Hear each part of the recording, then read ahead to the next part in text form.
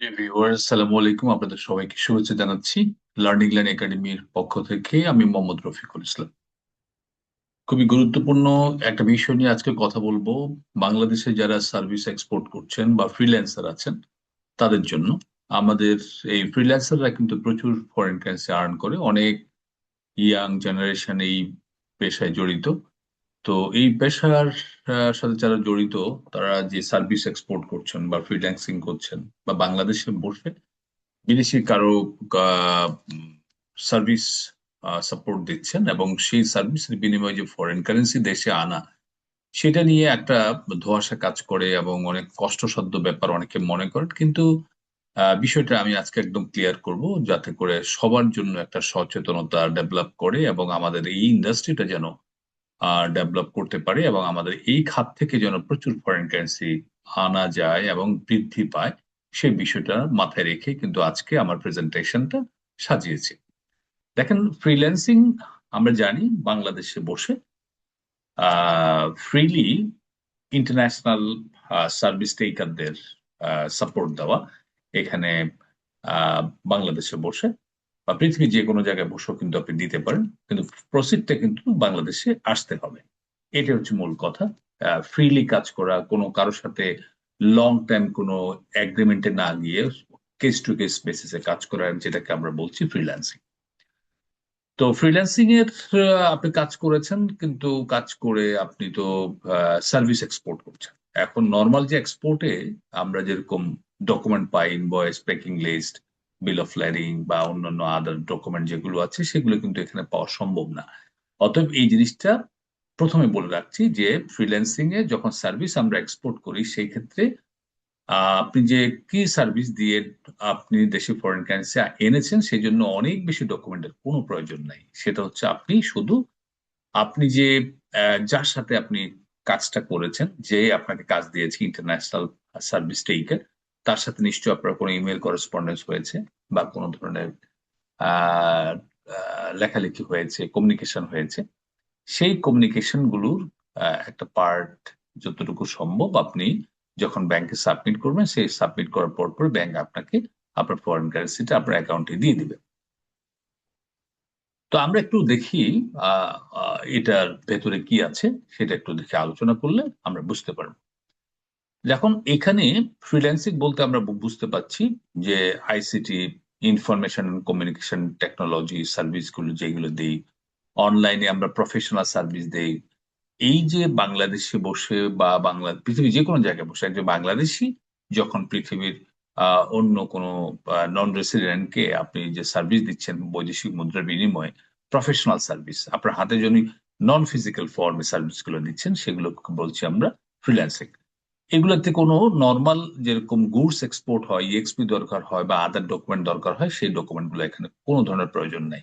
আপনাকে এই প্রসিডটা কিন্তু নির্দিষ্ট সময় আনতেই হবে। দেশের বাইরে এই প্রসিডটা বা এই ফরেন কারেন্সি আপনি রাখতে পারবেন না। আপনি যাকে সার্ভিস দেন দেশে, অবশ্য আপনি যেহেতু বাংলাদেশি, আপনার এখানে ফরেন কারেন্সিটা আসতেই হবে। এবং ফরেন কারেন্সি আসা এবং এটা প্রসিডিওর গুলো বাংলাদেশ ব্যাংকে রিপোর্ট করা, জানানো, এই সবগুলো কিন্তু একই রকম।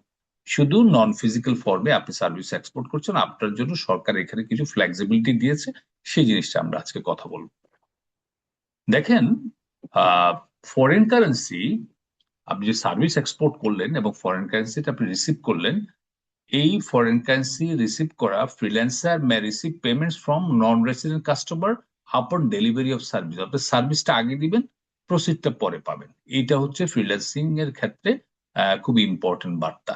এখানে অ্যাডভান্স আপনাকে কেউ দিবেন, আপনি সার্ভিস দেওয়ার পরে তারপরে আপনাকে পেমেন্টটা দিবে, পরে বৈদেশিক মুদ্রাটা দিবে।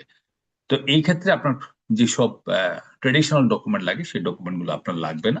আপনাকে এখানে যে এভিডেন্স গুলো দিতে হবে, যেমন ইমেল করেসপন্ডেন্স করেছেন, যারকে সার্ভিসটা দিয়েছেন, তারপরে তার সাথে আপনি যখন তাকে সার্ভিসটা দিয়েছেন, একটা হয়তো কোনো ধরনের ইনভয়েস থাকতে পারে যেখানে আপনি কত ডলারের সার্ভিস দিয়েছেন সেটা সেখানে লেখা থাকতে পারে।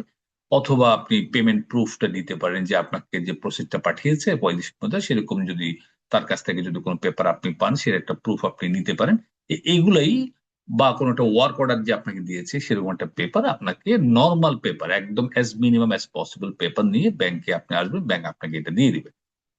এখন আপনি প্রসিডটা আসলো, আসার পরে প্রসিডটা কি আপনি হোল্ড করতে পারবেন পুরো ফরেন কারেন্সিটা? না, আপনি পুরো ফরেন কারেন্সিটা আপনি হোল্ড করতে পারবেন না। তবে সরকার এখানে আপনাকে সুবিধা দিয়েছে, এই ক্ষেত্রে আপনি ম্যাক্সিমাম 60% পর্যন্ত আপনি ফরেন কারেন্সি ফর্মে আপনার এক্সপোর্টার রিটেনশন কোটা একটা অ্যাকাউন্ট আছে, যেহেতু এক্সপোর্টার সার্ভিস এক্সপোর্ট করছেন, আপনার জন্য এই সুবিধাটা আছে। এবং সেখানে ম্যাক্সিমাম 60%, মিনিমাম 30% পর্যন্ত according to the nature of service, আপনি কিরকম সার্ভিস দিয়েছেন সেটার উপর ডিপেন্ড করে আপনি কিন্তু ফরেন কারেন্সি হোল্ড করতে পারবেন।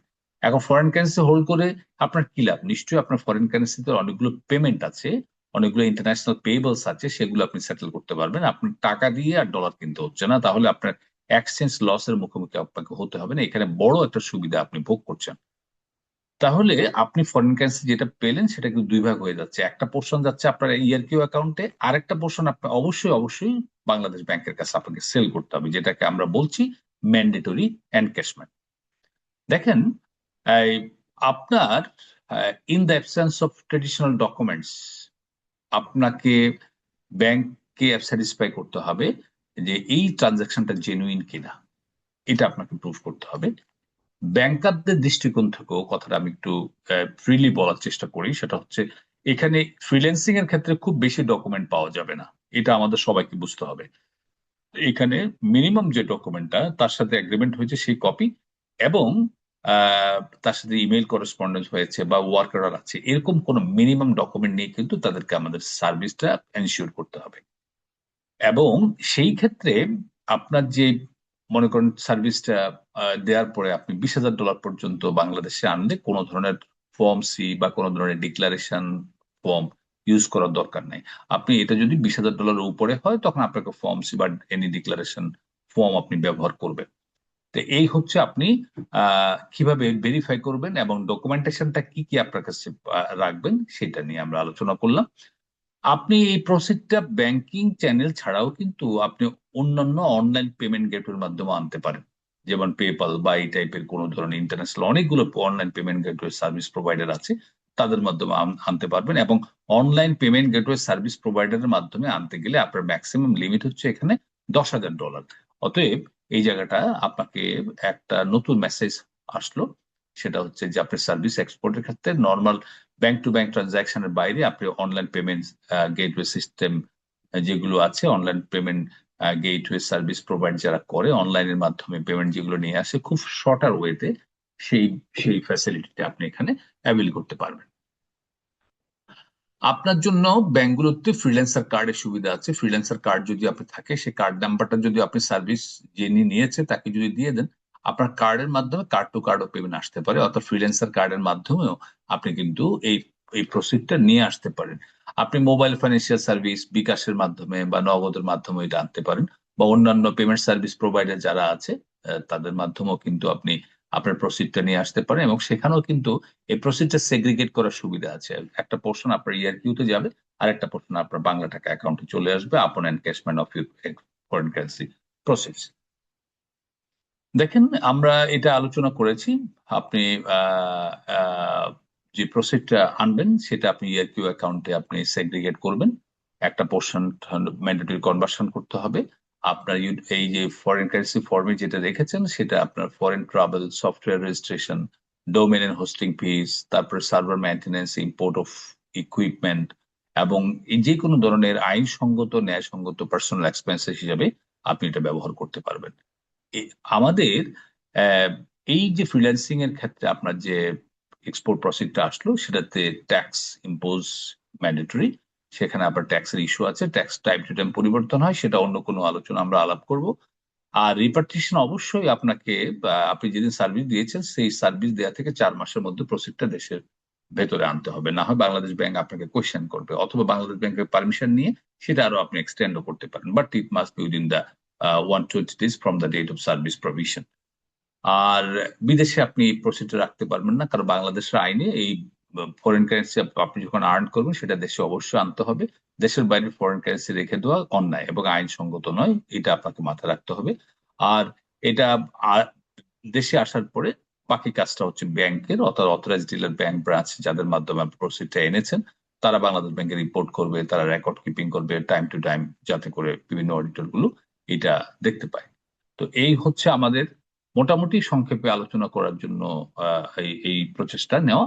ফ্রিল্যান্সাররা দেশের সম্পদ, তারা দেশে ফরেন কারেন্সি আর্ন করে এবং মিনিমাম ফরেন কন্টেন্ট ইউজ করে তারা একদম মেধাবী ইন্টেলেকচুয়াল প্রপার্টি দিয়ে তারা কিন্তু এই ফরেন কারেন্সি আর্ন করছে, যেটা যেটা দেশের জন্য অনেক ভালো। অন্য কোনো ভিডিওতে আবার দেখা হবে। আজকে এই পর্যন্তই। ভালো থাকবে সবাই। আসসালামু আলাইকুম।